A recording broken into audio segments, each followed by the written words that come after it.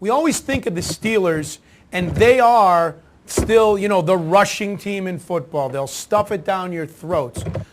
Mendenhall was the latest example. It was a Jekyll and Hyde game against the Jacksonville Jaguars. Mendenhall personally was starting to get guys nipping at his heel, Isaac Redman and this kid Dwyer. Fans were starting to say he was dancing too much. He came out with a vengeance. We talked to a Steelers blogger early on in this show. He ran for a 68-yard touchdown. He had 143 yards rushing. He was efficient. It was the Steelers of old, at least for a half. But my question about him in particular, and the numbers, what is the one number you look at with an individual running back that's important to you? Is it yards per rushing attempt? Yeah, I mean, yards per attempt, we're all about efficiency, so we definitely look at yards per attempt. And by the way, I'm just looking at his numbers right now, and that was Mednenhall's first 100-yard game since last, Thanksgiving weekend.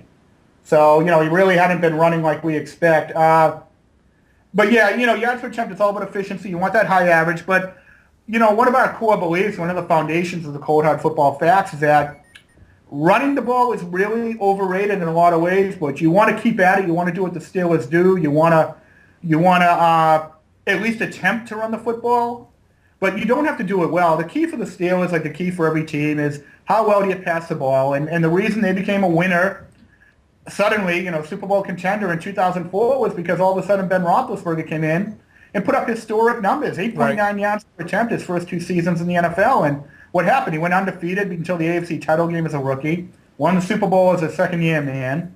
And it's really not about – football fans really obsess too much about the running game and those 100-yard days. I mean, year after year, teams win Super Bowls without a 1,000-yard Yeah, but wait a minute, Kerry. Let me make a case here. Okay. So I look at your numbers, right? And again, we're using Mendenhall as an example. Yep. And we've talked about the rush enough in the last couple of weeks, and you've made the case over and over again that it's not necessarily how effective you are running the ball. It's the fact that you are running the ball. If you're balanced, there are plenty of numbers that show you that statistic means you're attempting to run the ball. It keeps the defense honest, and you can be more efficient in your passing game.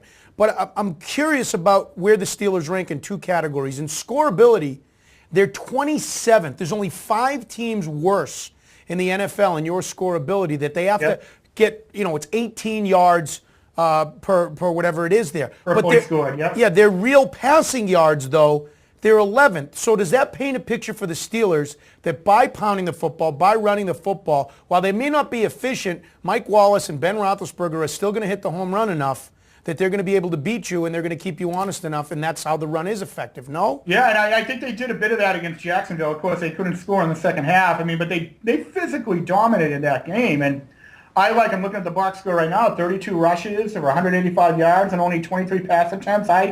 That's good balanced football, and they're the one team, Pittsburgh is, it seems to at least attempt in this day and age to attempt to run it more than they pass it, and they do it with effectiveness. But I think what that does is you get people to think you're a running team, and then Ben Roethlisberger can really hit you with those big plays, especially now paired with Wallace, who's a big play game breaker like few we've seen in recent years.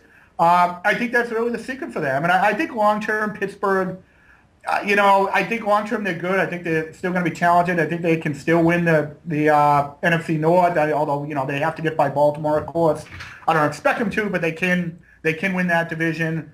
I think they just have to stick to what they do and stick to that philosophy, which is a real philosophy. There is a Steelers style of football, but at the end of the day, it doesn't matter if they don't pass effectively, if they don't get the ball downfield. It doesn't matter.